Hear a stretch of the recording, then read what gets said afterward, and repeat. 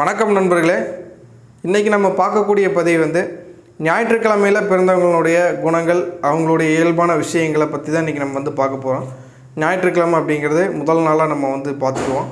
அந்த மாதிரி ஞாயிற்றுக்கிழமையில் பிறந்தவங்களுடைய குணங்கள் என்ன, அவங்ககிட்ட இருக்கக்கூடிய இயல்பான விஷயங்கள், அவங்க எந்த தெய்வத்தை வழிபட்டால் சிறப்பாக இருக்கும் அப்படிங்கிற பதிவை இப்போ நம்ம பார்க்கலாம். அப்போ இந்த ஞாயிற்றுக்கிழமையில் பிறந்தவங்க பார்த்திங்கன்னா, அவங்கக்கிட்ட யார் பேசினாலுமே ஒரு மதிப்பும் மரியாதையும் அவங்கக்கிட்ட கொடுத்தா மட்டும்தான் அவங்க நம்மகிட்ட திருப்பியே பேசுவாங்க. இல்லைன்னா நம்மகிட்ட பேசக்கூட மாட்டாங்க அவங்க. அந்த மாதிரியான ஒரு நபர்கள் இந்த ஞாயிற்றுக்கிழமையில் பிறந்தவங்க. இவங்ககிட்ட எந்த ஒரு வேலை கொடுத்தாலுமே அந்த ஒரு வேலையை சொன்ன நேரத்துக்கு சொன்ன டைமுக்கு கரெக்டாக முடிக்கக்கூடிய ஒரு நபர்கள்னால் இந்த ஞாயிற்றுக்கிழமையில் பிறந்தவங்க. ரெண்டாவது, இவங்க பார்த்திங்கன்னா யாருக்கிட்டமே அடிமையாக இருக்க மாட்டாங்க.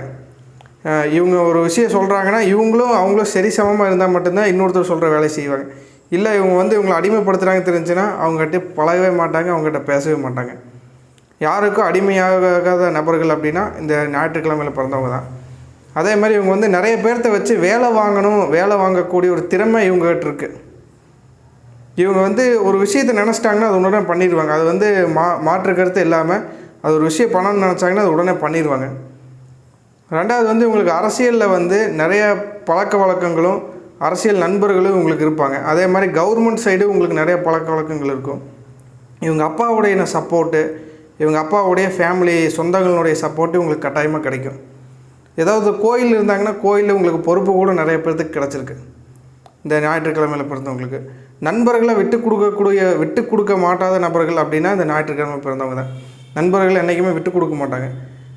ஏதோ ஒரு பிரச்சனைனா நண்பர்களுக்கு முன்னாடி நின்று அவங்களுக்கு ஹெல்ப் பண்ணக்கூடிய நபர்களும் இவங்க தான். இவங்க என்ன தெய்வத்தை வழிபடலாம் அப்படின்னா பெண் தெய்வத்தை வழிபடலாம்.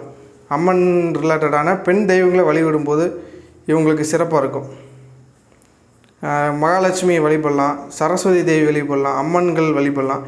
இந்த மாதிரி பெண்கள் ரிலேட்டடான தெய்வங்களை வழிபடும் போது இவங்களுக்கு சிறப்பாக இருக்கும். அடுத்து வேறொரு பதிவில் நம்ம சந்திப்போம். நன்றி, வணக்கம்.